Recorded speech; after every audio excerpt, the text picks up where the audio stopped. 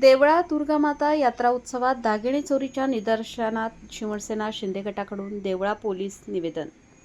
बातमी देवळा येथून दिनांक 19/4/2026 रोजी झालेल्या देवळा शहरातील ग्रामदैवत दुर्गामाता यात्रोत्सवामध्ये एकाच दिवशी तब्बल 30 ते 35 महिलांच्या गळ्यातील दागिने चोरट्यांनी लंपास केले असून ही घटना अतिशय चुकीची आहे।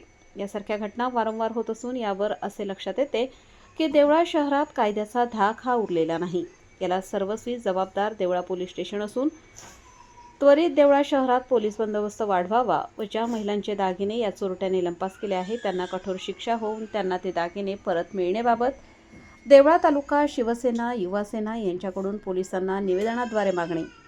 यावेळी शिवसेनेचे उपजिल्हाप्रमुख देवानंद बापू वाघ, युवासेना तालुका प्रमुख प्रतीक आहेर, दत्ता पवार, विजय आहेर, रतिलाल परदेशी, SK शिंदे, युवासेना तालुका संघटक शैलेश गुंजाळ, विजय जगताप, सचिन आहेर, बाबाजी माळी, प्रवीण निकम, भूषण गोराणे व शिवसैनिक उपस्थित होते। वृत्तसंकलन समाधान केदारे, कार्यकारी संपादक देवळा।